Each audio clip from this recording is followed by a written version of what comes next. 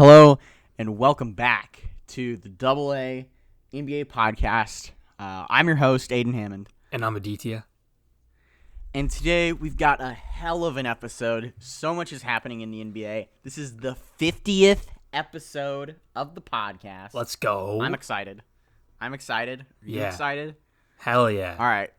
We've only missed, I think this is actually like to the weekend that we started recording it, because I think we've missed like 2 or 3 weeks maybe. We started our first episode was November like 16th or 17th. So it was in this last week. Yeah, so I mean, we're excited. I'm really glad that we've kept this up for a year. It's been crazy. Yeah. I mean, it's been a good year to start a podcast. A lot of stuff's been happening. Yeah.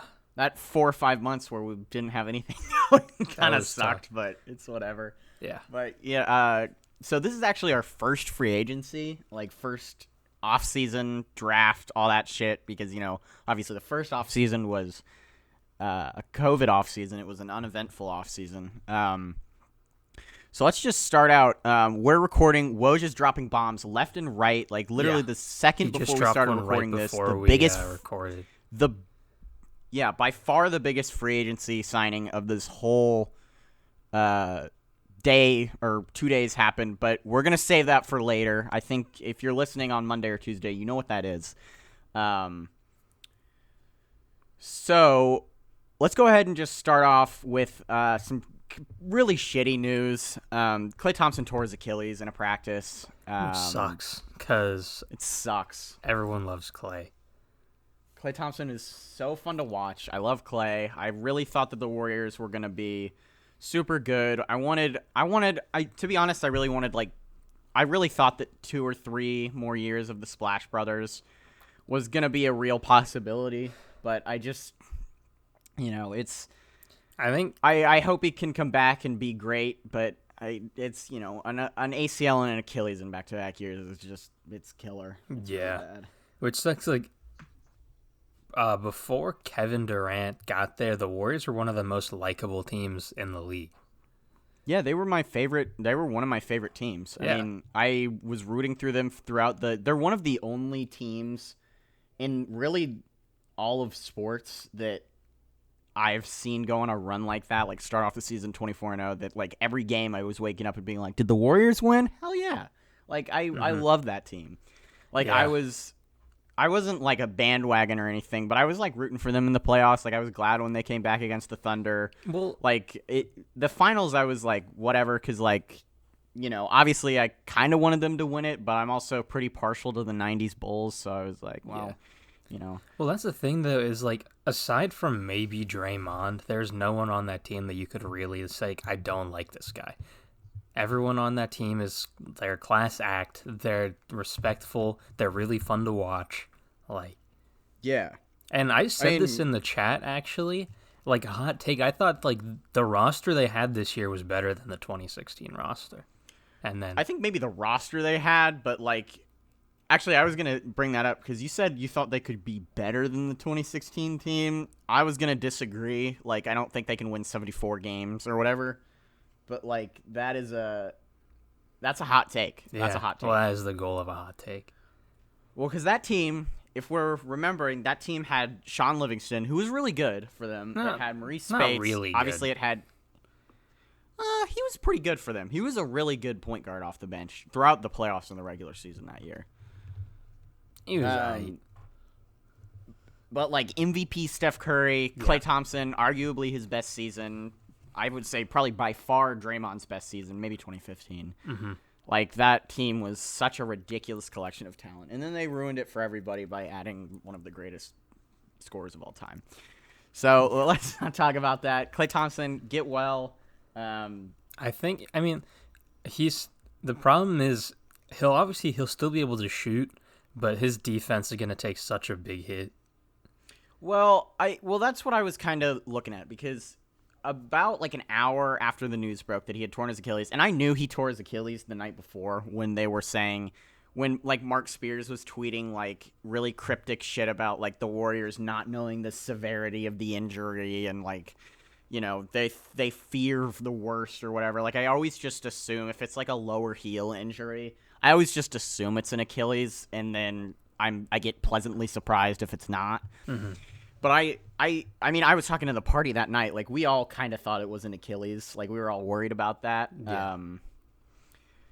But some lighter news that like he tore it, but he's expected to make a full recovery. So that is good. Yeah. I would say that that's a good sign. Yeah, I would agree that he's probably not going to get to the, borderline all defensive team guy he was, but if he can get to half that level, I think he can still be an all-star. Like he'll still be very good for sure. Why he couldn't still be a great shooter, obviously we're going to have to see how this season goes with Steph Curry, and hopefully he doesn't get hurt, but I think we could maybe see a year or two of prime Splash Brothers after Klay comes back. Here's the not thing, quite the amount of time that obviously, I was hoping for.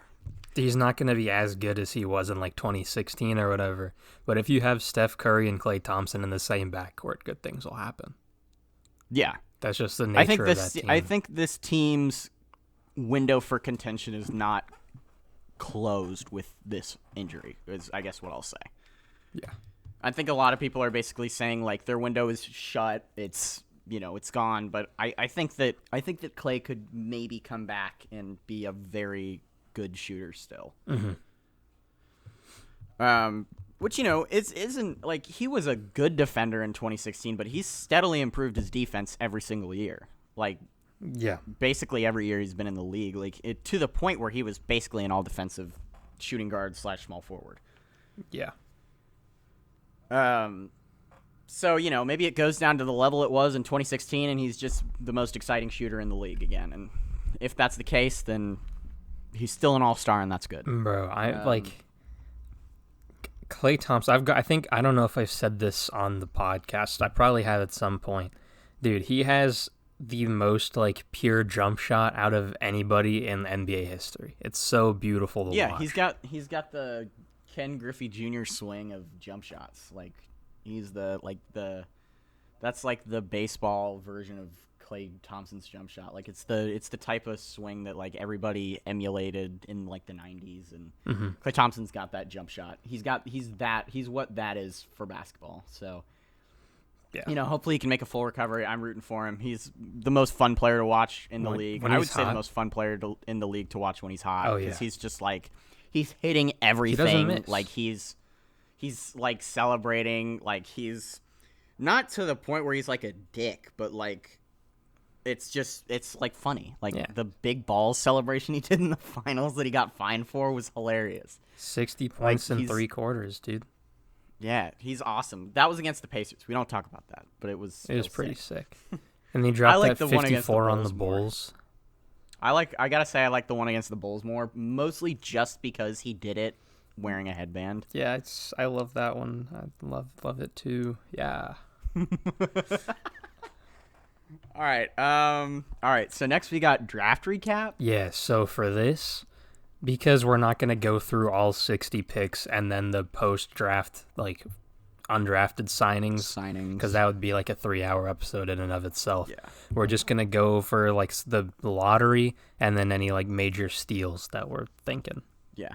Which we are going to talk about some steals because there were some steals. Yeah. And a couple picks that I am very excited about that went to some of my teams. Mm-hmm. All right. So, first overall pick, Anthony Edwards. in the NBA draft, Anthony Edwards to the Timberwolves. I did a thing right before the draft where I was I convinced myself that Miami was going to trade up and get Anthony Edwards. For some reason. For some reason, I don't know why I did that. I was 3 minutes before the draft. Actually, no, Minnesota was on the clock, and I was all right, you know what? Actually, my hot take for the draft is that Miami's going to trade up and get Anthony Edwards, and I was proven wrong almost immediately. Now, actually, I think I know why you did that. It's because you're a true Miami Heat fan now. They rubbed off on you. You're Jimmy Butler's your guy. You love the Heat. I don't. I like Jimmy Butler, and I tolerate the Heat. I liked them in the finals because it looked like they might have beat the Lakers. They beat the Lakers in spirit. Yeah, I thought they were. I think it was because I was just like, how cool would he look in those jerseys? Which, like, how cool? Like, anybody looks cool in those jerseys. Heat jerseys are clean. Like, Kelly Olynyk looks kind of cool in those Heat jerseys. Which is very hard to do. Which is very hard to do. But yeah, so I was like, how cool would Anthony Edwards look in those jerseys? How awesome! Like, his biggest comparison is like Dwayne Wade. So I was like, how cool would he be on that team? And, you know, obviously it didn't happen. I think this is a great pick. I think we were talking the day, like that day. We were kind of like going through our top 5, and we all gave our top 5. And I think I said that if they're looking for best available, they're going to draft Edwards because I think he's been basically the consensus number 1 pick since, you know, last college basketball season started. But I think if they were going to look for best team fit, they were going to draft LaMelo Ball. Because he's, you know, a point guard. They kind of need a point guard. D'Lo's better at the 2, I would say. So, yeah. So, I guess that's all I really had to say about that pick. What do you think? I mean, I don't know anything about him. So, I'm just going to say it's good because he was supposed to be the number 1 pick, which means he's probably good at basketball. Although I will say great pick. Now they're going to have, I guess we'll get into it a little more later with some of the free agency news, but they have a pretty heavy guard rotation now. So They do, yeah. Which I'm not entirely convinced he can't play small forward, but it would maybe be a little weird for him to start out. And, you know, if there's one thing you don't want to do to a promising rookie is make him change positions. Tyreek Evans? What? Yeah. Who said that? Yeah, I don't know. I heard it though. So number 2, really are James we Wiseman. You good? Yeah, James Wiseman. So this was, I think this was like the day we heard about Clay, which kind of took away from the. No, whole thing. we heard about Clay on Thursday. Oh, okay. So. Well, no, we heard Clay's injury happened on Wednesday night, but it wasn't confirmed until Thursday. Yeah, so this pick was kind of overshadowed by some anxiety about Klay Thompson's injury that everybody was having. Yeah. I think it's fair to say. Everybody was like, obviously shit, like, you know, and everybody just kind of like ignored that the Warriors got the guy, they got their guy. Mm-hmm. Like, it's been very clear that the Warriors wanted James Wiseman since basically since Steph Curry broke his hand. Like, everybody was like, how awesome would James Wiseman be on the Warriors? Like, yeah. He was very widely photoshopped for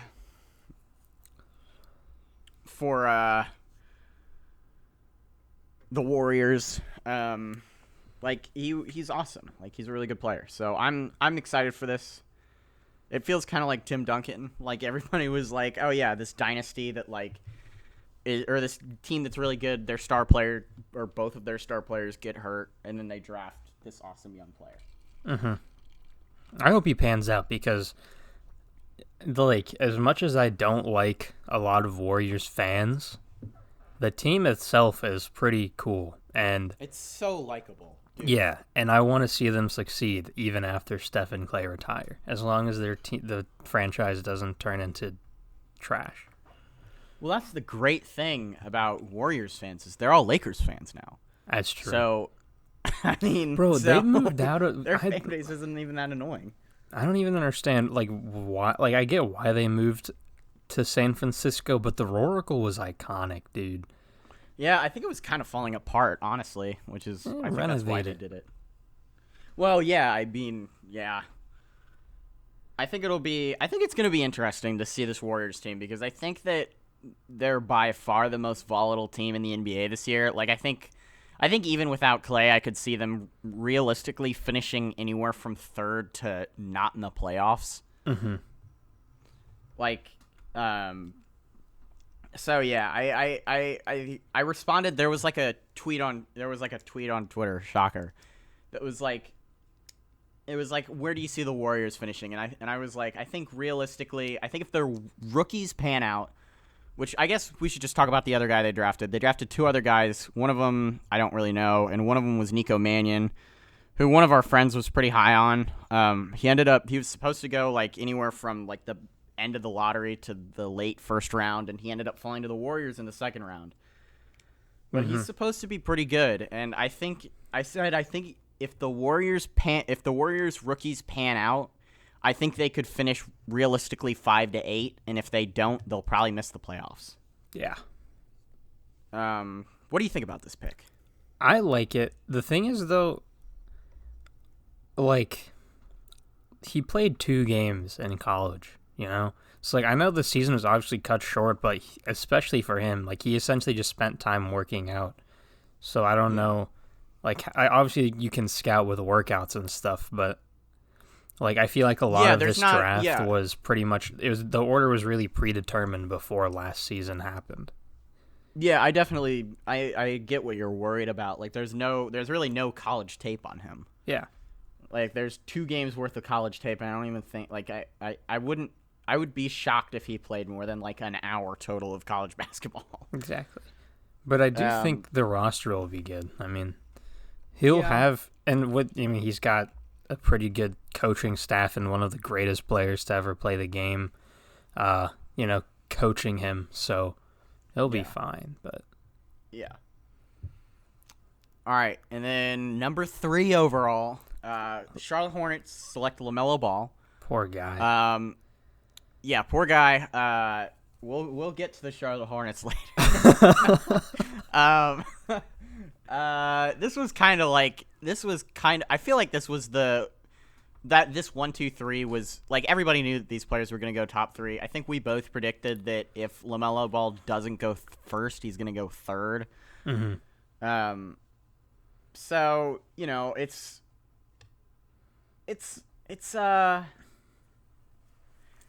going to be weird, I think, because I think he has more of an upside than really anybody else in this draft, but he also has a really big downside, which is his dad. And he's boomer bust also. I feel like he's either going to be really good or really bad.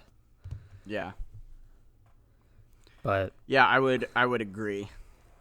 Yeah, I remember we were in the party and Noah was like, yeah, dude, my friend's worried that now there's going to be a bunch of bandwagon Hornets fans. And I was like, I don't think you have to worry about that. It's Charlotte. Yeah, you know how it's Charlotte. Yeah, I don't really the thing is, like, his biggest strength is passing, but he doesn't fucking have anybody to pass to on that team. He does now. We'll get to that in free agency, but he does now. Yeah, okay. All right. Okay, number 4 overall pick.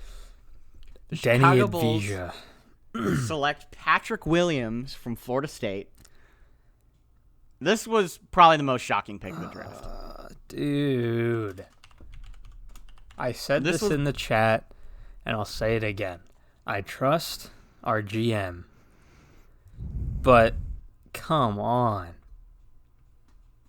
Yeah, I feel like a lot of people, I feel kind of bad for him because it feels like he's getting written off by basically everybody. Like, and I don't think that's really fair to him. Like, he was, in a lot of draft projections, like, I didn't really see him going in the top 10 all that much. But, he's 19 years old. He's clearly a project because he was a freshman. I don't think he ever started a game in college. He didn't. From what I've read, he came off the bench and he averaged like 9 points. Yeah, but he's 6'8", 225. He's a freshman. He's 19. So, and he came off the bench. So, I think this was a project.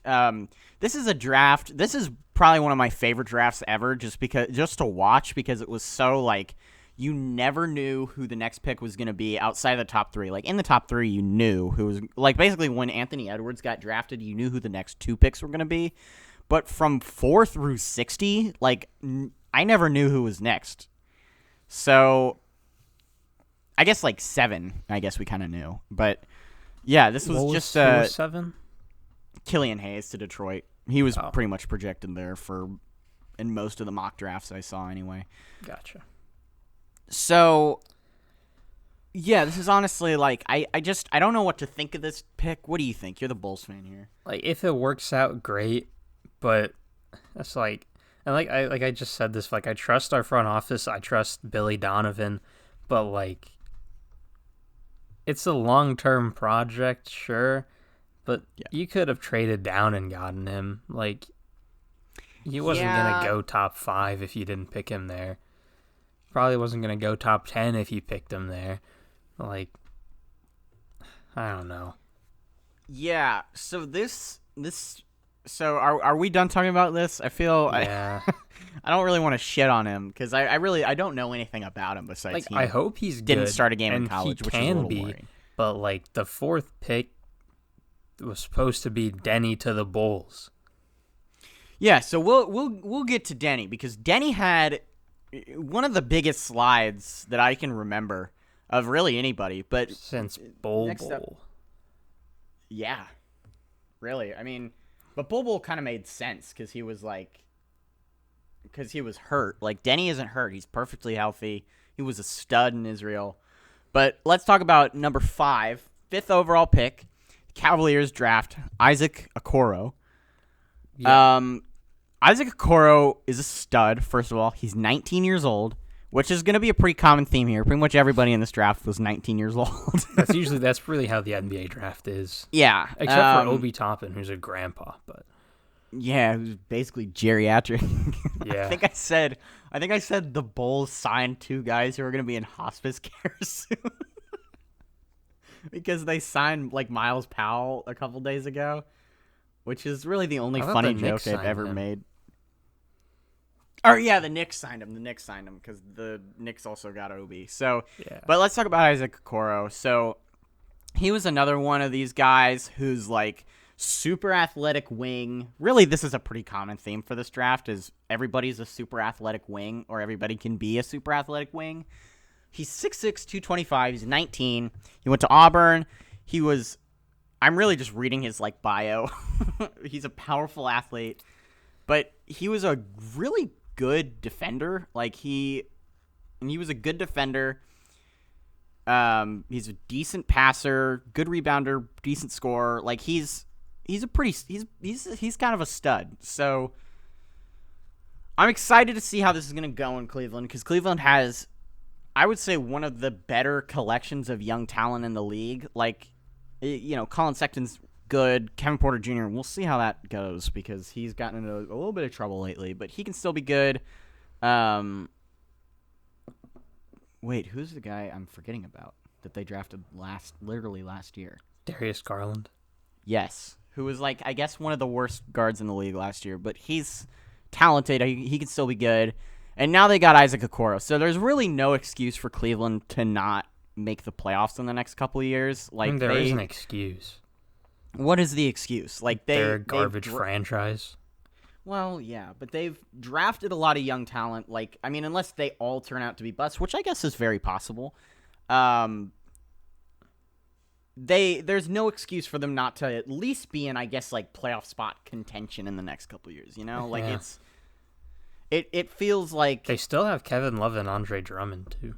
They do. Like, they have assets they can trade for other picks too. Like, Kevin Love can still fetch a first-round pick. Yeah. From a contender. Like, he's not bad. Or the Knicks. Like, Andre Drummond is another guy who could fetch a first-round pick or two from a team that really needs rebounding. Like, there's no excuse Andre Drummond for Cleveland to not be good. You have to do a sign and trade for him, and then. Well, that's true. But yeah, no, Cleveland. The possibility of them messing this up is very high, but if they don't, it could go well for them. Yeah, they've got a potential. He's got really great potential. Like, he was drafted kind of as a project, I understand, but like, if that project works, he's gonna be fucking awesome. Are we talking about Okoro here? Yeah. Okay. So yeah, that's kind of it for the Cavs. Do you have any other thoughts about this? No, not really. Again, I don't know much about any of these guys. I just I listened to what they said on the stream for the draft, and that's about it. I forgot about that. All right, so with the 6th overall pick, the Atlanta Hawks select Onyeka Okongwu who was projected to fall basically because he broke part of his foot on draft day, I think. Like, that news broke on draft day. Yeah. He was projected to slide. I was actually convinced he was going to go 5th overall to the Cavaliers. But I think Atlanta's a much better fit for him. He's a long center. He was on basically his claim to fame is that he's the guy that nobody knows on the Chino Hills team from 4 years ago now. Like, Whatever he's team LaMelo and Lonzo are on. Yeah, he's the not ball brother from the Chino Hills team, but Yeah. he could be the best out of all of them. Gotta say, 6'9", 245. Yeah, what's up? I'm a fan of this guy. After seeing that draft interview, Yep. I'm a fan, dude. I'm rooting for him. Yeah, I saw an interview with him on Titus and Tate, which is a college basketball podcast that I listen to. That's basically where I'm getting all of this from, is like just their analysis of these players. It's like, okay, I kind of know who these guys are. But yeah, they interviewed him, and I really liked him going into this draft. He says he wants to be like a really good defensive player, which is always a good sign in the NBA. Like, if a player goes into the league saying like, yeah, I want to be a defensive stud, like that's always a good thing to hear. He says Especially he wants for to that like team. Yeah, exactly. He says he wants to model his game after Bam Adebayo. He's really like he's Adebayo is like, I think one of his favorite players. Mm-hmm. Not I think, I know that. He said that. Like, that's a good player to model your game after, especially if you're a little bit of an undersized center at 6'9". Yeah. Like, that's a really good guy to, model your game after. So I really like this pick for Atlanta. I think if he can recover properly, which he should, like he definitely should recover properly. I think it's a fairly mild break. Well, it obviously wasn't major enough for him to like get a Michael Porter Jr. level drop. I mean, yeah, that's true. Or Nerlens Noel. Didn't he only drop like 2 picks? Well, he was supposed to go first, and he went 6th. Oh, 6th. I didn't want 3rd. Yeah. But yeah, no, I'm rooting for him just because of what happened with his brother. I want him to succeed. Yep. And I also really like the Hawks this year. Like they have a lot of players I like. I think that they can be. We'll talk about this later, but I think they can be a playoff team. Yeah. So. All right. Yeah, I really like this pick for them. I think it'll bring their defense up a notch, and I think if he fully hits his athletic peak, he can be a top center in the league. I really like this pick for them. Yeah. right. So in a 7? Yeah, with the 7th overall pick, the Detroit Pistons select Killian Hayes from Ratio Farm, Germany. I definitely butchered that. So neither of us know anything about him because he didn't play in college. So the college basketball podcast I listened to didn't cover him at all. But he's, he was projected to go here in every mock draft I saw. That's the only thing I know. We'll cover the Pistons a little bit more later. Yeah, Jesus Christ, dude. But yeah. But he's promising. Yeah. It's something to look forward to. Yeah. So I want to skip over this because I don't want to butcher anything about him, but I think he can be good. And I don't really know that much. So yeah. All right. With the 8th overall pick, the New York Knicks draft Obi Toppin from Dayton. Mm-hmm.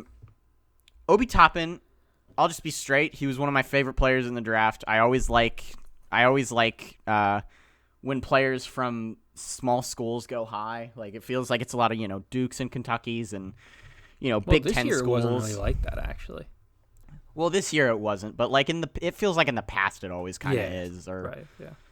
Like, so I always like when a guy from a school like that goes high. He went to Dayton. He was the National Player of the Year as a senior. Really, the biggest negative about him is that he's 22, which isn't really enough of a Like, I thought he could go 2nd overall to the Warriors if they really wanted him. Like, I thought he would fit well with that team. Yeah. He's an athletic long forward. He's a good leader because obviously he was a senior. He was a National Player of the Year. Dayton was really fucking good. He's the son of a pro basketball player. He's 6'9", 220. I think this is about as good of a pick that the Knicks could have made at this point. Now, one thing that is Obviously, worrying is the Knicks. Well, one, the Knicks could ruin him, but two, well, that's true. they've again, we'll kind of talk a little more about this, but they've been waiving a bunch of their players. So right now, like the only major players on their team, like they still have RJ and Mitchell Robinson, and then now they have Obi, and they still have like Frank Ntilikina and stuff, but like and Julius Randle, but that's about it. Yeah, it's gonna be a shit bare bones roster. Like it's gonna be the Knicks are gonna be terrible again. I don't think there's any doubt about that. I think they have a shit ton of I think they have the most cap space like by far next year. Yeah. Because that was their goal last free agency when they realized that they were going to miss on Kevin Durant and Kyrie Irving. They were like, okay, let's just sign a bunch of guys to 2-year deals and we'll, hit again next year when, the next best draft or the next best free agency of all time comes around. Mm-hmm. So this is going to be bare bones. He's going to have to do a lot for them offensively and a lot defensively. But I think I'm optimistic about. I would be excited if I'm a Knicks fan, just straight up. I think that he's from New York. He's happy to be there. He cried on his draft day. Like I know that there were the memes going around of like when you get drafted by the Knicks. Yeah, I saw that too. But. He's from New York. Like I think he's like from Brooklyn. I think he went to high school there. So yeah. I think this is a good pick for them. Like obviously there were other players that I think they could have and should have drafted. But I think this is a good pick for them. I think he fits well with that team just because like he's better than about 90% of their roster as is right now. And the Knicks are building a cool young core that they're gonna definitely mess up. Yep. But it's exciting to see kind of this roster as it is like now. Like it's exciting to look at their roster. Like if I'm a Knicks fan, I'm like, okay, RJ Barrett, Mitchell Robinson, Obi Toppin, like this is cool. Yeah. Enjoy it while you can, Knicks fans. It'll Yeah. disappear fast. So. I guess like the biggest thing about Obi Toppin is when he wasn't selected by the Cavaliers, which I think where he was projected to go by a lot of people. I knew he was gonna fall a little bit because like I felt like he was either gonna go 5th or like 8th to 14th. Like I didn't think he was gonna go to the Hawks or the Pistons. Yeah. All right, with the 9th overall pick, the Washington Wizards get kind of a steal in Deni Avdija. I think that's how you pronounce it because. I don't know. Let's just say Deni Avdija. It works. He, I think slipped. He slipped. Yeah. Anyone that's been watching the podcast knows I'm a fan of this guy. The Deni God. The Deni God. He learned English through Call of Duty, so you know he's gonna be yelling out racial slurs. They're gonna have some issues on that team. Yeah. But no. They'll be the John Wall thing's a little shaky. Apparently he wants out, but like no one's gonna trade for him, so he's kind of stuck there. Yeah. But hopefully the team's like good. I want him to be good. So I think realistically this team can make the playoffs. Yeah. I think they should make the playoffs because I think Rui Hachimura should take another step. Obviously Bradley Beal is gonna be at an All NBA caliber again, like he always is. They got a good coach still. I'm trying to think of other players they have on their roster. Thomas Bryant, Thomas Wagner. Bryant's pretty good. Mo Wagner, Isaac Bonga. Isaac Bonga. They've got players with potential, and we'll get to them in free agency because they re-signed arguably the best shooter in the league. So yes, I think they should contend for a playoff spot, and John Wall, I guess, has made it apparent that he wants out. But no one's going to trade for him. So if they figure out a way to trade for him, I think they can. I think they could trade him to. I think a team would take on that contract for if they got significant draft capital too. Like if the Thunder. If the Wizards just want to get rid of that contract, then they're going to be able to do it. But if they actually want something good in return, they're not. Yeah, I guess is kind of what I'm thinking. But either way, I think this is a good pick for them. He was basically the presumptive 4th overall pick, and when he didn't get picked 4th, he hit a crazy slide. I thought the Cavaliers were going to take him, then I thought the Hawks were going to take him, and so on and so we were forth. Until he went we were ninth. kind of doing our draft predictions in our group chat, and literally after the third pick, every single pick was like, I think they're gonna take Denny until he got drafted. Yeah, everybody fucked this pick up. So yeah, so I if I'm a Wizards fan, I'm also excited right here. Yeah, I like this pick for them. I think it's a good pick, and he can obviously play the point. If Can he? John Wall does get traded, yeah, I think that's kind of like what he was seen as, like a big old point forward, kind of like Ben Simmons. Got him. I didn't know that. But I honestly don't know that. I don't know anything about him. Yeah, he's got a high level of court intelligence. Oh, there you go. Yeah, so I think this is a great pick for them. They got a steal. Yeah.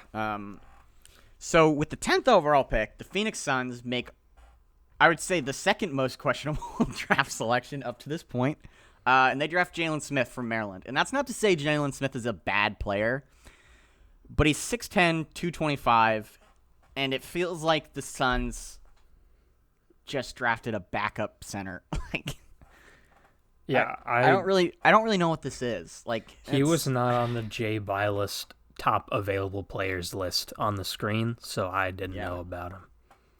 Yeah, Jay Bilas got this one wrong. That's fair to say.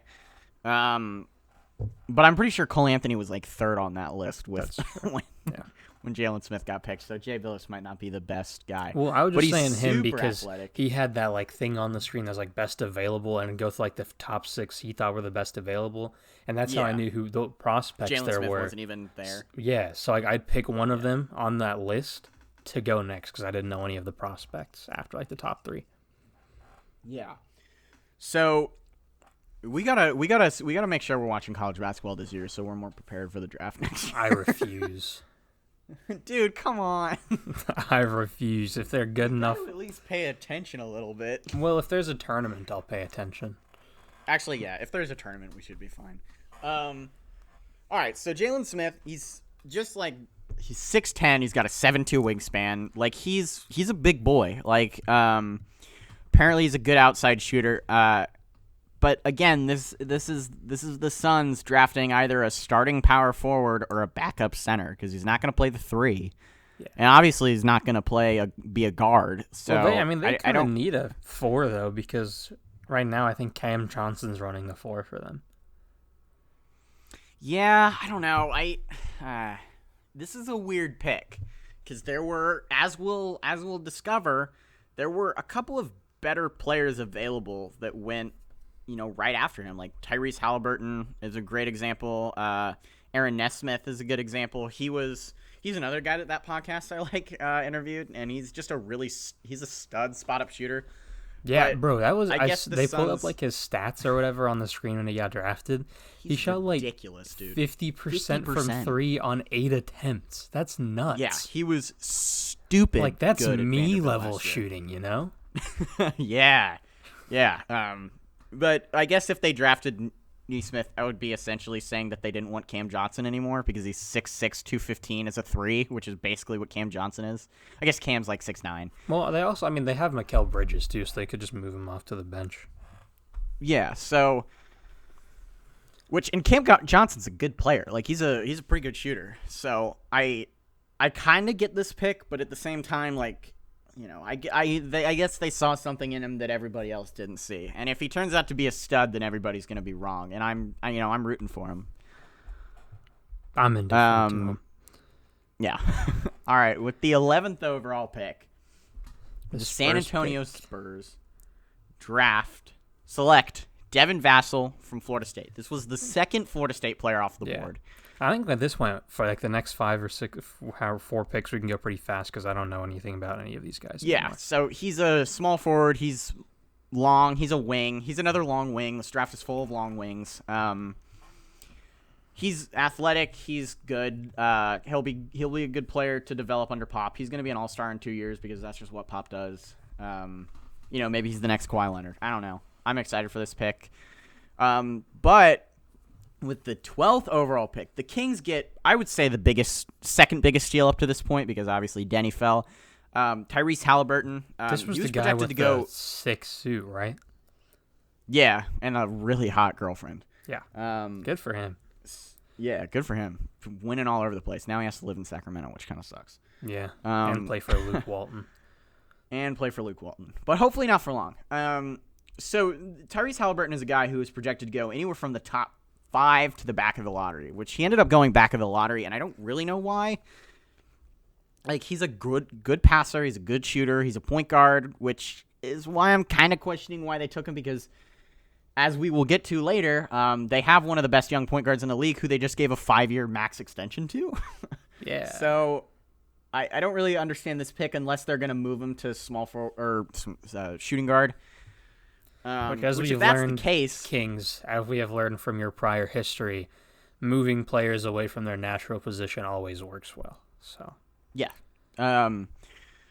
So this is an interesting pick. I like this pick for them. I think he was one of the best players available. He was a good player at Iowa State. He was fun to watch.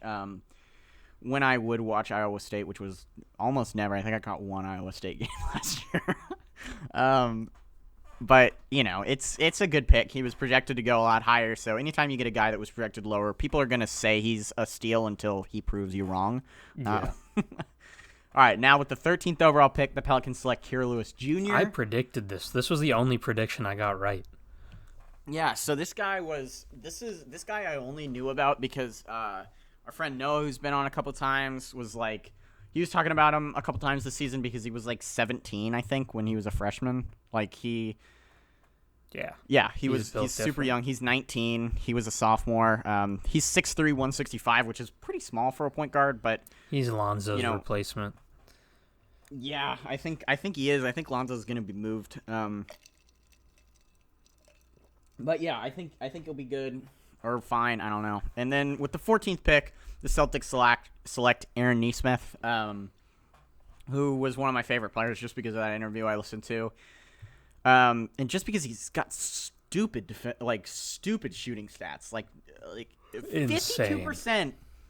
He is 23 points per game, shooting 52% from three. Nobody's ever done that. Like, maybe they have in college, but if he does that in the NBA, like, it's over. If he goes down by if his shooting percentage takes a significant dip, he'll still be a top 5 shooter in the league. Yeah, if his percentage goes down by 10%, he's still one of the best shooters in the league. Like, it's insane. I think that would be the best percentage in the league. And he did that on 8 attempts. That's so stupid. Like, everybody was kind of joking, like, oh wow, the Celtics drafted another wing, nice job, guys. But like, he's gonna be. I think he's hurt right now, but like, he's a fucking spot up shooter. Like, he's gonna be good. He could play on he could crutch down the side of the court, like, and he would still be able to hit a three. I am worried though that he's not gonna get much playing time on that team, because that's what happens with Celtics rookies. He might not, but like, I think if he goes, I disagree actually, because I think if he goes into training camp and he's shooting even like 35%, I think he's gonna get a lot of playing time, because it's not like Brad Stevens doesn't play rookies. Like, he played Jason Tatum a lot, he played Jaylen Brown a lot. Well, the difference he didn't play Romeo Langford. The difference is like Jason Tatum was the 3rd pick and the franchise cornerstone, you know. Yeah, I guess that's true. But like, they also played Jaylen Brown, who I guess was also the 3rd pick. Yeah. But they have had rookies kind of recently that have gotten some playing time. Like, I don't know. I think he will get playing time if he can prove. I don't think Romeo Langford or Carson Edwards proved that they deserved it. I think the Celtics are all about. Sucked.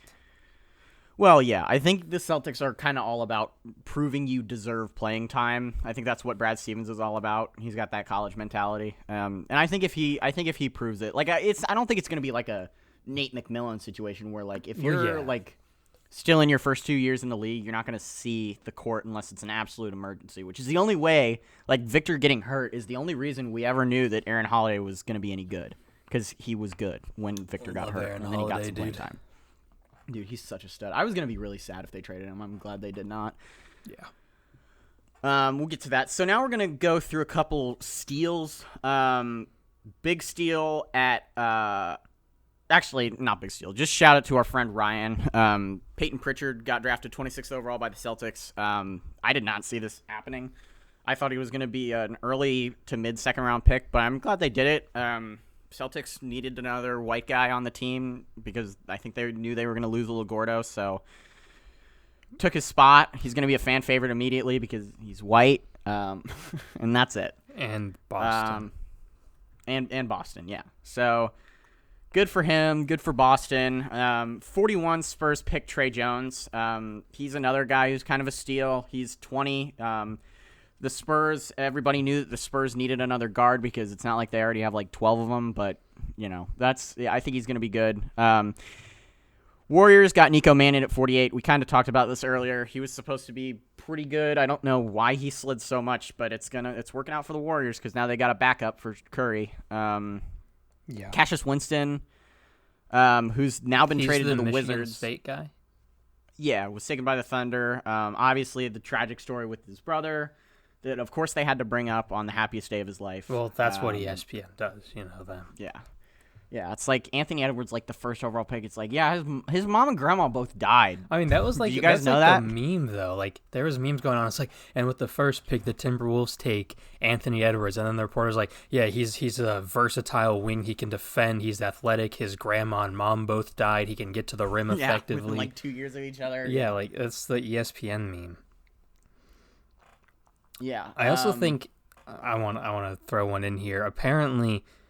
With the 32nd pick, the Hornets took Vernon Carey. Apparently, he was supposed to be a first-round pick. So yeah, that's kind of a theme with the second round. Is just a lot of guys going in the second round instead of going in the first round. Yeah, like where everybody thought they were going to be, like Nico Mannion, Vernon Carey, Trey Jones, kind of to an extent, but I think he was projected to go in the second round for the most part. And then with the 55th. Or, I'm sorry. God, I already fucked that up. 54th overall pick. The Indiana Pacers select Cassius Stanley from Duke. Yeah. I'm so excited for this one, dude. I'm so fucking excited, dude. First of all, it's a player I know, which the Pacers almost never draft. It's not a tall white guy. It's not a tall white guy. The Pacers almost always draft somebody I've never heard of. Like, I'm really excited for this, and I think he's going to get some playing time, which I'm excited about. I don't know. It depends on what new Nate decides he's going to do, but I really hope he gets some playing time. So yeah. Do you have anything else? Nope. I mean, I guess you know that the whole group chat was pretty geeked over this. Yeah. Well, yeah. Like me and Noah are rarely excited about the same thing at the same time, but we were both pretty. The fact that there's people excited about a second round pick shows promise. Yeah. But I almost never know the guy the Pacers draft in the second round. Like, occasionally we'll get a guy like Edmund Sumner who ends up being good down the line, but, like, I don't know who he is at the time. So that's good. Ooh. Jay Crowder to the Suns. 3-year, $30 million. Mm-hmm.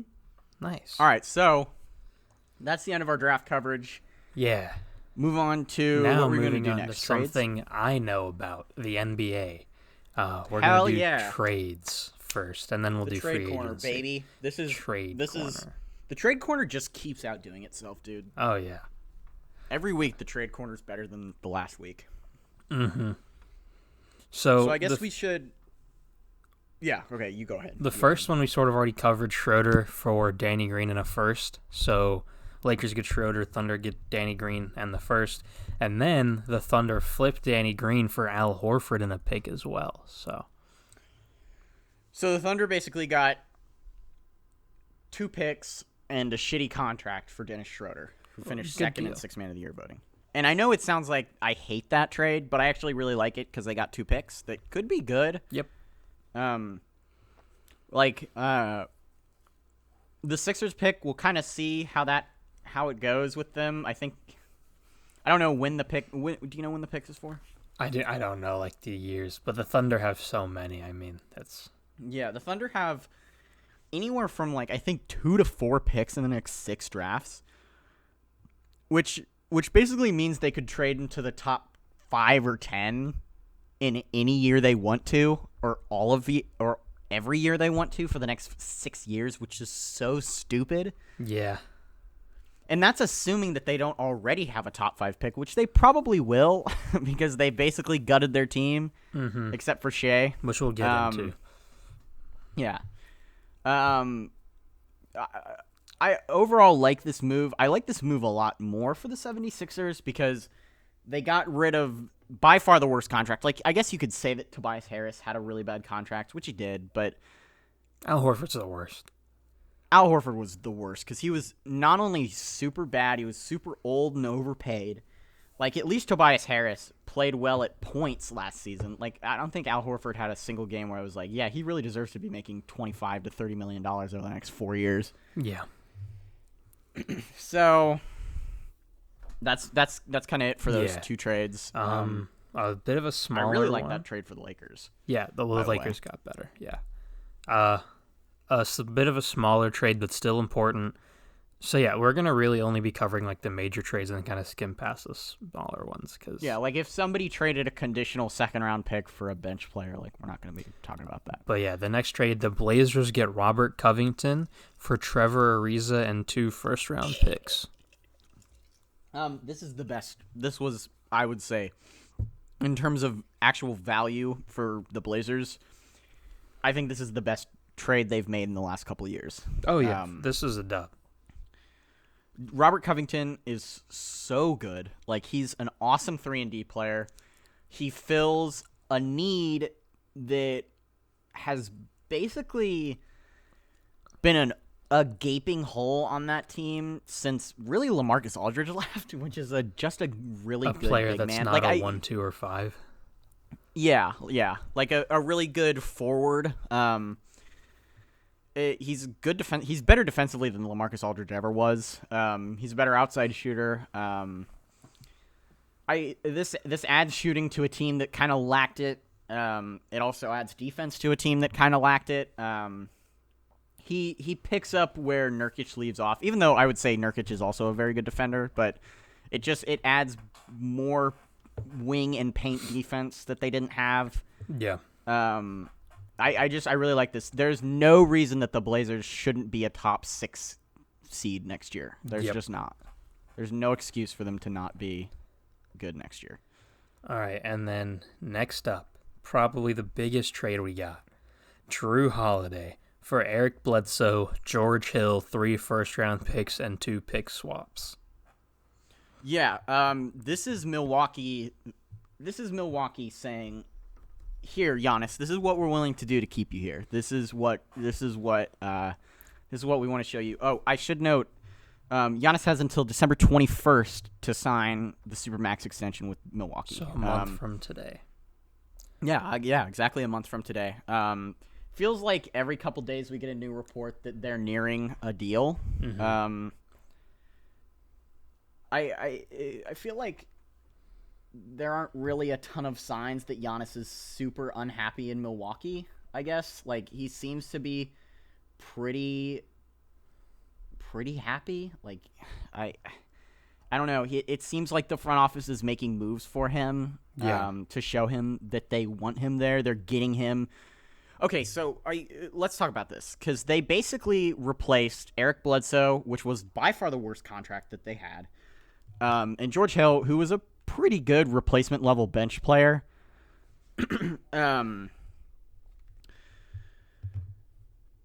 What? And they traded away 5 picks, which is a lot. But it's not like those picks. Like, if the Bucks can keep Giannis, those picks aren't exactly valuable. Yeah. And Drew Holiday, like, he's so underrated. He's one of the best defending guards in the league, if not the best. Honestly, he's up there for sure. He can still. I mean, it depends on whether or not you classify Ben Simmons as a guard. Honestly, that's true. Yeah. He can still give you 20 a night. He's a good shooter. Yep. He can play make. Like, he is. He'll also get you 10 assists. Is that true? Yeah. Okay. I mean, he can. He's a good passer. He can. Yeah. So he's a very good player. He'll help out the team, mainly because Eric Bledsoe, well, in the regular season's like fine, I guess. He's like okay. Yeah. and then in the playoffs is a negative. So Yeah, and Drew Holiday is obviously he was a major reason why the Pelicans were able to sweep the Blazers Yeah. 2 years ago. God, that feels like so much longer than 2 years. yeah, He was a major reason that that they were able to get a game on the Warriors in 2018. Like, actually, I think they got two. Did they get Blues in 5 or 6? I don't know. Either way, that's a good team to get a game on. yeah. He's proven that he's a good playoff performer, even when the odds are kind of stacked against them, which they very much were against the Warriors and really the Blazers. Like, that was a 3 seed versus a 6 seed. They had no business winning that. I mean, and worst case too, like even if his offensive production isn't super, like obviously he'll still be very good on offense, but I'm assuming he's going to be the third option, but he'll still guard the best player on the other team and do very well. Yeah. And I guess my hot take for this season is the Bucks are. I think he's going to be an all-star because the only reason he hasn't been an all-star is the Pelicans have been so bad. Like, he just doesn't get all-star votes, and he also just doesn't get all-star votes because half the time people don't even know that New Orleans has an NBA franchise.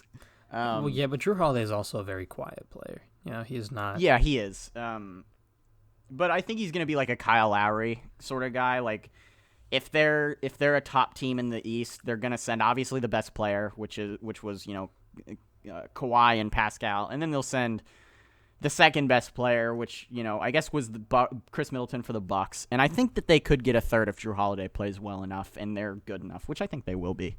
Yeah. All right. Pelicans. Rip, you got Eric Bledsoe. Sucks. Yeah, that sucks, but like they got good draft capital, especially if Giannis. I guess they're kind of betting on Giannis leaving. Yeah. But you got good draft capital with him. You got. Actually, I think they already traded George Hill, so I think he was part of that Steven Adams deal. Which is that next? It is not actually. Okay. Next up is the Kings didn't notify Bogdan Bogdanovic that they were throwing him in a sign and trade, so he just didn't accept. So that trade fell through. Next up, Chris Paul for Kelly Oubre, Ricky Rubio, Ty Jerome, Jalen LeCue, or however you say his name, and a first-round pick. I really like this trade for the Suns. Yeah, well, the Suns won the trade for sure. The Suns committed highway robbery. I guess both teams won the trade because the Thunder got Kelly Oubre, who they will get to in a little bit, then flipped to the Warriors for more picks. Ricky Rubio, who they traded to the Timberwolves for another pick. A lot of picks. Of another pick from this trade. So, I just Chris Paul and Devin Booker and Ayton is going to be really good, but I do wish Chris Paul could have gone to a team where he could have won a ring. Yeah, so that's the only kind of depressing part of this is, I don't think either of us have the Suns as contenders for more than just a playoff spot. What? So, okay, we'll talk about it later. It's some Woj news. Okay. Is it the Avery Bradley thing? No, it's about something we already talked about. It's something related to Nick Batum, but we'll talk about that later. Oh yeah. Okay. I think you've seen it, but yeah, we'll get back to that. Yeah. But yeah, Chris Paul, the Suns will be good for sure. They're a playoff team probably. Yeah. I guess basically it's two other useless assets, like bench players that the Thunder got, and then they basically turned Chris Paul into 3 first-round picks. Because they got a first round from the Suns, and then they traded Oubre and Rubio, who were 2 other assets, for a first-round pick. Yeah. So both teams really won the trade in their own way, but Chris Paul is really the loser here. Yep. Yeah, that's kind of sad. I think the Suns can be good, though. I think he'll add another dimension to that team of playmaking that they just didn't have before. Yeah. He's a better Ricky Rubio. He's a really good Ricky Rubio, actually. All-star, one of the greatest point guards of all time, level Ricky Rubio. Yeah.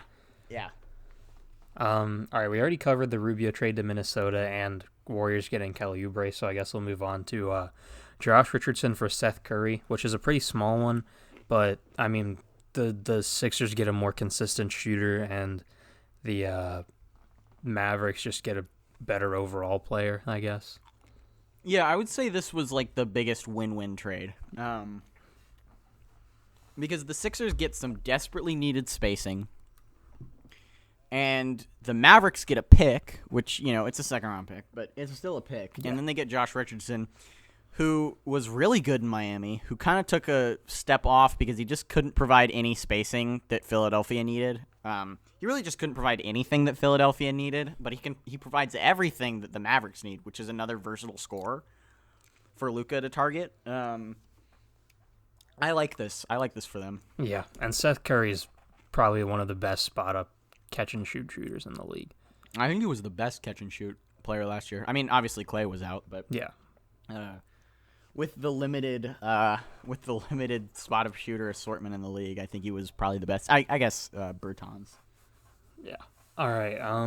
The last major trade we have: Steven Adams to New Orleans for a pick.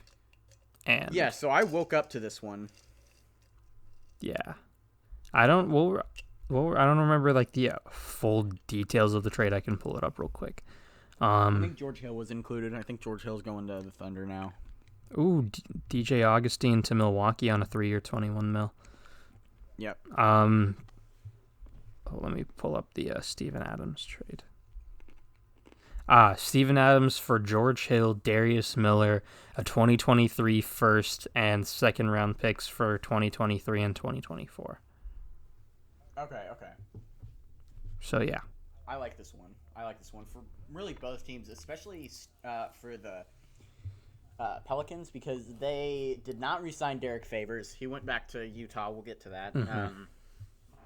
And they got a better Derek Favors. Yeah. Basically. Like, he's a better rebounder. He's a better paint scorer. I would say, a better defender. So that's good. He's another target for Lonzo to rack up assists with. Well, Steven Adams isn't necessarily a scoring threat. He'll get you, 10. He's not, but if you remember Russell Westbrook's triple-double season, it felt like almost like every other assist was just a pass inside to Steven Adams, who would dunk it. Well, yeah, he's a big dude. He'll power his way through. Yeah. That New Orleans team looks weird, though. But, I don't know, because Derek Favors was a bit, Steven Adams, I feel like, is just gonna kind of clog up the paint, because Derek Favors, he couldn't stretch the floor necessarily, but, he was smaller and he could move out of the way a little quick. Steven Adams is kind of going to be in the paint. And yeah, I get what you're saying. He's making a lot of money, too. So he is making a lot of money. That is a little worrying, especially with Brandon Ingram. Yeah. But overall, I like this trade. It gives their guards another player to pass to. It fills a hole that was left by Derek Favors. Considering Derek Favors didn't re-sign, this was probably one of their better options. Yeah. That's all. And obviously, it gets the Thunder more picks. Well, yeah, which they clearly need. Yeah, they're dry on picks right now. So, all right. So moving on, those are the major trades that we're going to talk about. Obviously, there was a bunch of smaller ones, but nothing significant enough that I feel like we need to talk about. Free agency time. So, okay, the Lakers got better. We're gonna sort of power through this because we're already an hour in. Yeah. DeMar opts in to the Spurs for his $27 million. Yep. So I don't know if they're gonna trade him or keep him around or whatever. Yeah. Nobody else was gonna give him that money. Yeah. So I think that's a good idea for him. Yeah. Kelly Olynyk took his $13 million with Miami. Probably the same reason. Offer him that. Exactly. Yeah. The Knicks basically waived half their team. Yeah, that was kind of crazy. Yeah. Now, we talked about this, they have, their young guys and Julius Randle, essentially, is all that's really left. Yeah. But, it's the Knicks, so. The Pistons have brought in, 10 centers. But Yeah. So what the fuck are the Pistons doing? Mason Plumlee, Jalil Okafor. They still have like Thon Maker and John Henson on their team. Yeah, they let Christian Wood walk for basically the same amount they got Plumlee for. I guess the deal was restructured so Wood got closer to $41 million instead of $27. But they gave Plumlee $25, and like I know that we're both not super high on Christian Wood, or as high as other people seem to be on Christian Wood. Yeah. But obviously he's better than Mason Plumlee, and obviously I would say I would give him $50 million if I'm Detroit to get him to stay. Like you didn't even fucking have to give him $50 million. You could have given him 35 or 40, and he probably would have stayed. Yeah. I mean, fuck. It's just. It's tough to be a Pistons. Yeah. Like, I'm not a Pistons fan, but No, it's not. I feel for them, you know? Yeah. And then they got fucking Jaleel Okafor, which, whatever. Like, great job. Not changing the landscape of the league much with that one. I would say the only really good free agency signing, which I think we both predicted, was getting Jeremy Grant for a lot less than I think they could have gotten, or than I thought a lot of teams would have paid for Jeremy Grant. They got him on 3 years, $60. Yeah. So. Oh yeah, and then they also traded for Dwayne Dedmon. Oh yeah. So. Yeah. Yeah, they're playing with position locks off. Essentially. I get they're tanking, but I feel bad for Killian Hayes, man. He's got it rough. All right, next up. Oh, well, Gordon Hayward opted out of his contract with the Celtics. We'll cover that last because technically it is the most recent news. There were a couple other ones. Yeah. So Goran Dragic re-signs with Miami, which is good because he was very good for them last year. Yeah, that was the first Woj bomb of the night. That was a good one to see. They gave him a lot of money. They gave him like $38 million, but he earned it. Yeah, I mean, it's only 2 years, too, so if the work doesn't work out, it's not, the end of the world, I guess. Yeah, it's not completely destroying their cap space for years and years. And I would say it's a tradable contract, too.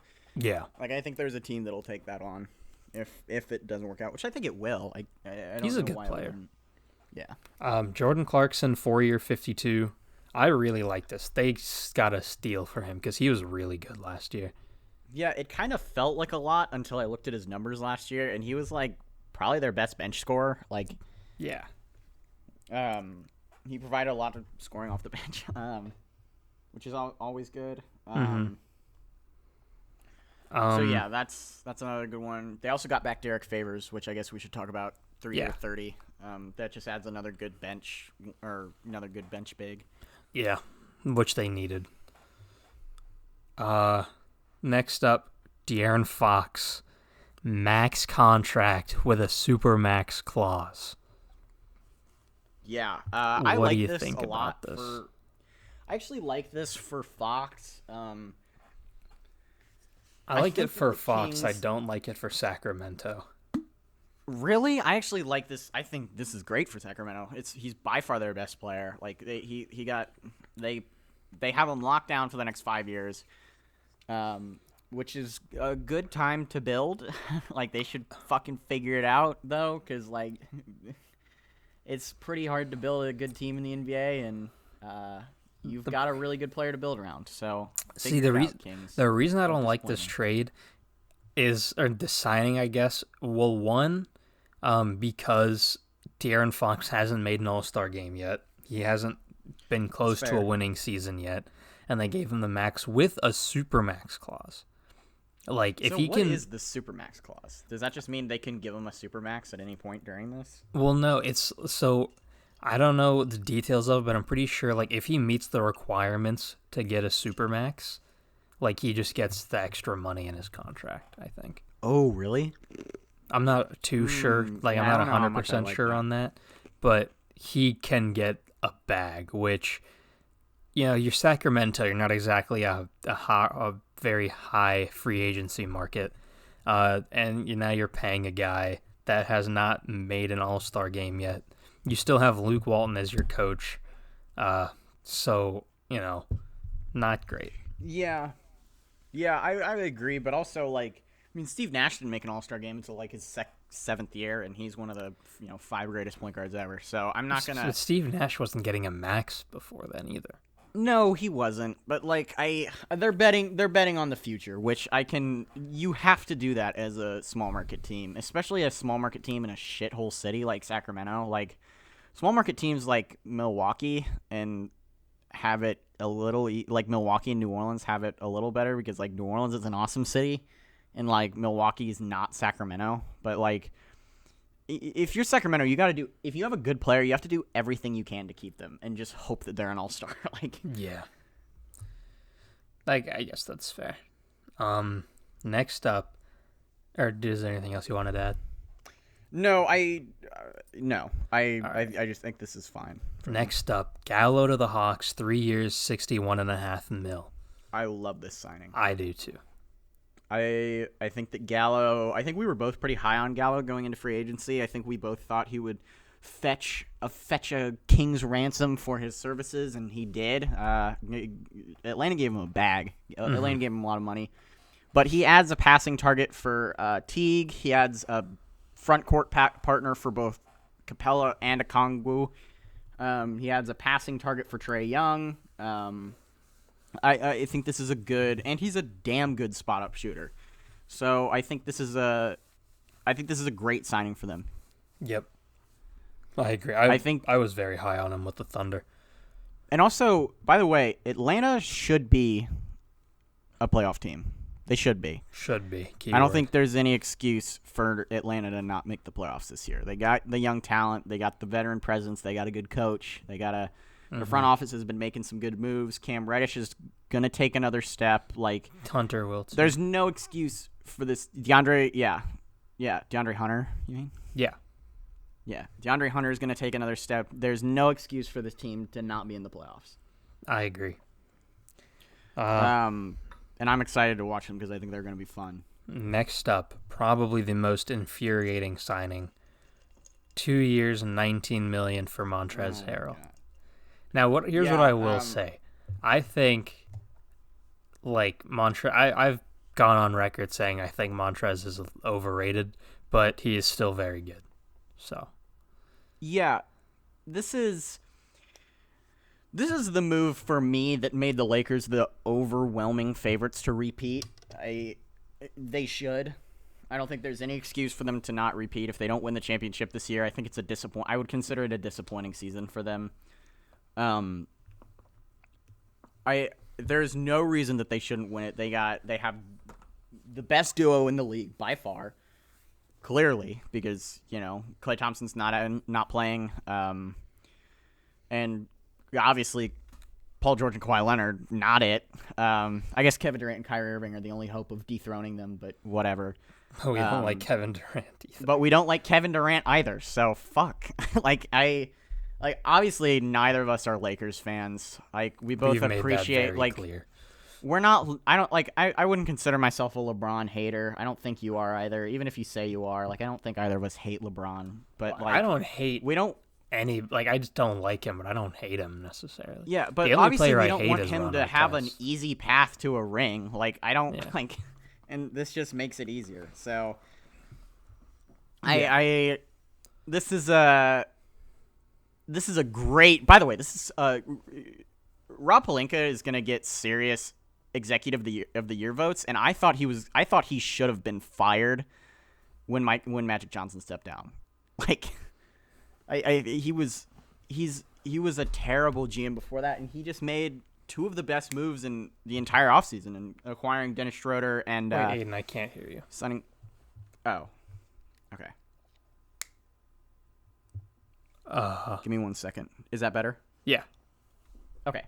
So yeah, he made two of the best moves of the entire free agency in getting Dennis Schroeder and Montrezl Harrell. And he made the Lakers, I would say, the overwhelming favorites to win the West, and pretty much the overwhelming favorites to win the championship. I've pretty much given up. I don't like the Lakers. I don't want them to win it again, but it seems like it's pretty much predestined that they're gonna win it this year. Yeah, well, you made it pretty clear that you'd basically given up on this season. Yeah. Yeah. I don't even. I obviously I don't want the Lakers to win necessarily, but as long as there's entertaining basketball games, I don't. I'm Yeah, a I guess Bulls that's and fair. Pacers fan, so I don't really have any stake in this season. Yeah, that's true. Uh, um, Want to move on, or you got anything else to add? yeah. What do we got next? Next up, Davis Bertans, 5-year, $80 million with the Wizards. Yeah, this was the best signing, I would say, of their entire free agency. They gave him a shit ton of money that he deserves. Yeah, he's super underrated. Yeah. I would say that this is obviously a target for John Wall to pass to, which, I guess we'll see what happens there because it sounds like he wants out, but No one's gonna yeah. trade for him. I mean, Yeah. Thunder might if they get enough picks. But yeah, like he's very good. Yeah, I would agree. All right, you ready? All to right, move what do on? we got next? Possibly the worst contract given out this free agency. Joe Harris, 4-year, $75 million. Oh, I thought you were going to talk about Gordon Hayward. I actually like this deal. Really? Yeah, I do. That's almost $20 million a year for Joe Harris. Yeah, but here's the thing with Joe Harris is, first of all, shooters get paid. Kids, work on your jump shot. I didn't. Damn. Especially if you're a tall kid, work on your jump shot. Joe Harris is like 6'7", and he's about to get paid $20 million a year to just shoot.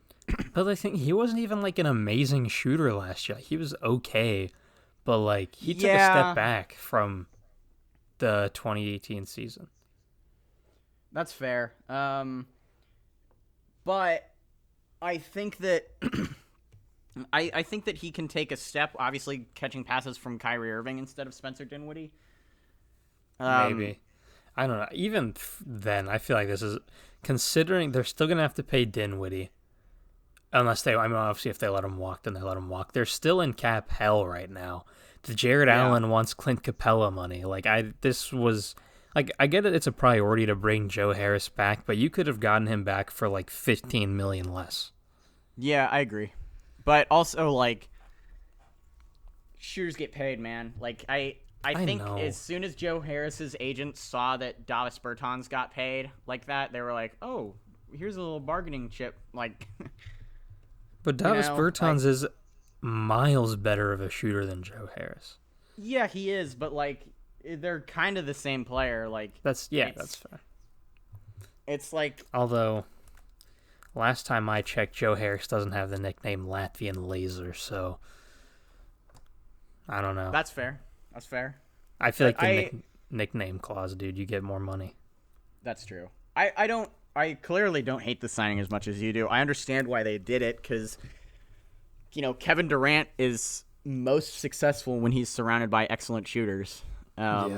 We've seen that. So I like this trade, or not trade. I like this deal. And sometimes you gotta overpay to win a championship. There are teams. I guess there are teams that have given out bad contracts that have won championships. So. Yeah, I guess if you win a championship, it's all worth it in the end. I think this basically makes James Harden to the Nets completely off the table. I would say. Yeah, for sure. Because I don't think the Rockets are going to trade for that contract. I think that the Rockets are going to say, look, we want... Before this, I think the Rockets were going to say, we want Joe Harris, Jared Allen, Spencer Dinwiddie, Karis LeVert, and like 4 first-round picks. And now Joe Harris is basically off the table because they don't want that contract. Right. And I don't think that deal is good enough without him. Yeah. Is that all we got? Lil Gordo? No, I meant on Joe Harris. There's still more to talk about. Yeah. Okay. All right, you vamp for a second, though, because I got to get up and do something, so you just talk about some of the other not as interesting ones. So some not as interesting ones. Garrett Temple, 5 years for $5 million to Chicago for a year. Kind of dumb. Alec Burks, 1 year, $6 million to the Knicks. Jaleel Okafor's 2-year to Detroit. We already kind of covered that. Trey Burke 3-year deal to the Mavs. Assuming Aiden comes back in a minute or two, I'll just kind of go over this one. The Rockets are signing Christian Wood to a 3-year, $41 million, which could be good. I mean, if they're planning on keeping Russ and Harden together, Christian Wood could be a pretty good player for them. In terms of he's an actual big man, so that'll help. They won't have to have PJ Tucker on Anthony Davis anymore. Although, I guess Christian Wood's not like a big man. I think he's like 6'9" or 6'10" or something like that, but still not bad. Although I think at this point the Rockets' entire chemistry is shot, so I don't think there's any way this roster comes back next season. So assuming when Aiden comes back, we won't be talking much more about that. I'll move on to another one of the worst contracts, I think, from this free agency. Marcus Morris, 4 years, $64 million. All right, I'm back. What's up? So I heard you talking about some of the smaller deals and then Christian Wood, and I agree with everything you said about Christian Wood. I think he'll be a good addition to that team. Yeah, so now it's talking about Marcus Morris's 4 years, $64 million. Yeah, that was bad. I don't know why they did that. It's bad. It's really bad. Especially when you're trying to move on. I don't know if they're trying to move on from Paul George. They should be trying to move on from Paul George. Definitely. I mean, you let Montrez walk for this. Just remember that. Yeah. Although I think maybe Montrez was kind of out of there anyway. Maybe. I don't know. And they were like, "All right, well, we gotta make up for this somehow." Shit, I gotta plug in my computer. Hold, can you vamp for a sec? Yeah. Cool. A couple other contracts. Avery Bradley got a pretty nice deal from the Heat, and I think that's really good for both teams. He just provides a little bit more defense, which they already had in abundance, but where Tyler Herro and Duncan Robinson are a little bit defensive liabilities, this adds a guy that's not.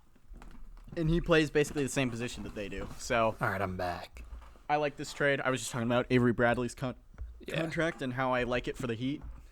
Yeah, it's good because he adds a defensive presence where I don't think there was before, which is like he'll guard the people that Tyler Herro and Duncan Robinson can't. Yeah.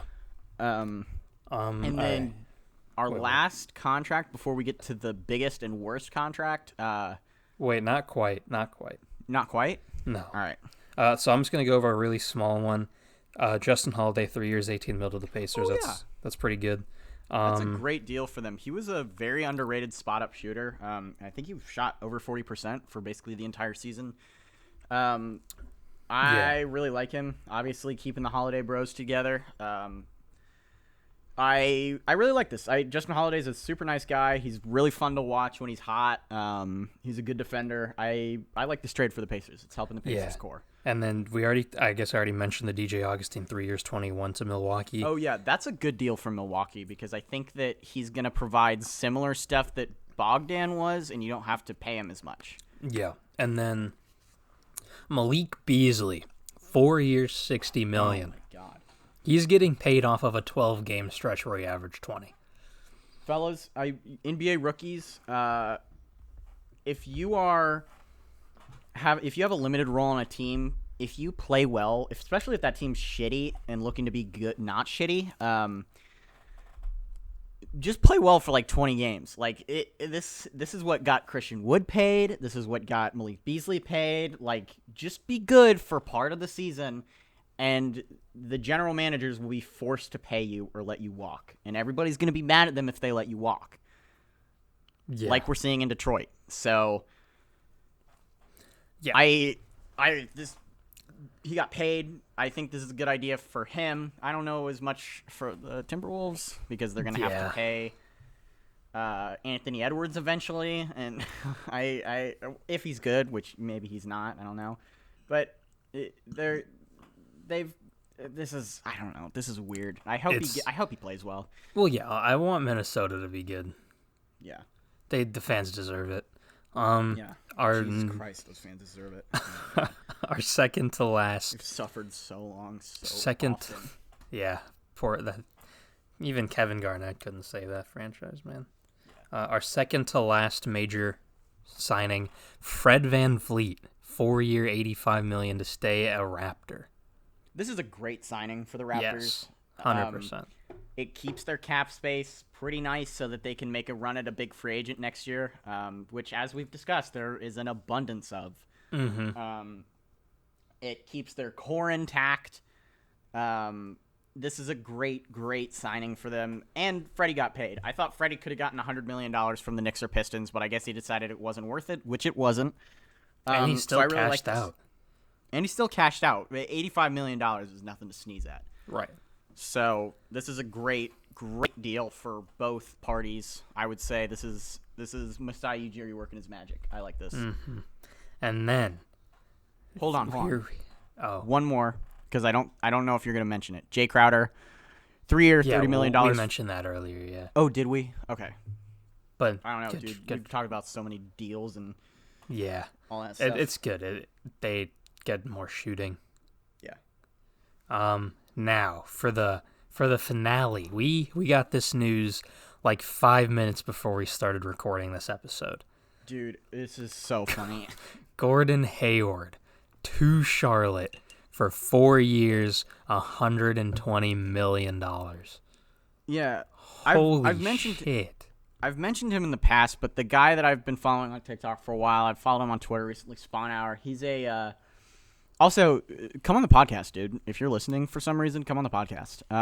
Talk ball with us, please. Talk ball. Yeah. He's a Bro, Charlotte just send fan. him a He was message.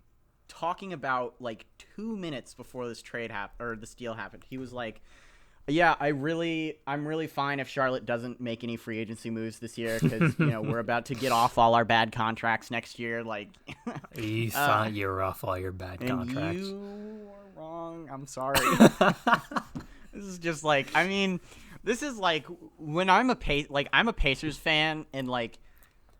I'm pretty spoiled. Like, I mean, obviously it sucks to be a fan of a small market team in a place where nobody wants to play. But, like, it could be a lot worse because we've never had incompetent managers like the Charlotte Hornets do. Well, when you first, because like yesterday was all reports like Gordon Hayward was fixated on signing with the Pacers. So when you read off that Gordon Hayward 4 years, $120 million, my heart sank. And then I heard the to Charlotte, and I was happy. Because it meant he wasn't. I feel like it should have tipped you off that I was laughing because if it was Gordon Hayward, I would have been screaming. Oh, that's true. Yeah. In pain. Yeah. Or if it was Indiana. So this is just hilarious. Charlotte's going to be in cap hell forever. But on the bright side, they're waiving Nicholas Batum's $27 million to make room for Gordon Hayward. Which, shit. Like, I'm they assuming should have done that anyway. Well, the problem is they're going to have to stretch that out so they can pay him, unless they're going to pay it all like now. They should just they should do like a Josh Smith contract where they just pay like $5 million every year for the next 10 years. That's so bad though. Like then that's so much money they're losing over time. It's like you got to rip off the Band-Aid, Yeah. You might as well just pay it now cuz you're going to suck either way whether he's on your them on your team versus him not on your team is the same. Like but think makes about the same this amount of though. impact when he's not Think playing. about this starting lineup. Point guard, Devontae Graham. Shooting guard, Terry Rozier. Small forward, LaMelo Ball. Power forward, Gordon Hayward. Center, Cody Zeller. Now that is a stud. I genuinely can't think of a worse scenario for a young point guard to be in. Sixth by the way. man, Malik Monk. Oh my god. The cocaine on that team will be top tier. And it'll just be because of Malik Monk. Yes. All right, is that it? Unless you want to talk about Gary Clark signing a 2-year, $4 million to stay in Orlando. That's a fine deal for him. I mean, He's no, a that's solid bench player. That's about it. Long episode, A lot of stuff has gone down the past week, but it was a great episode to be our 50th. Yes. Very exciting.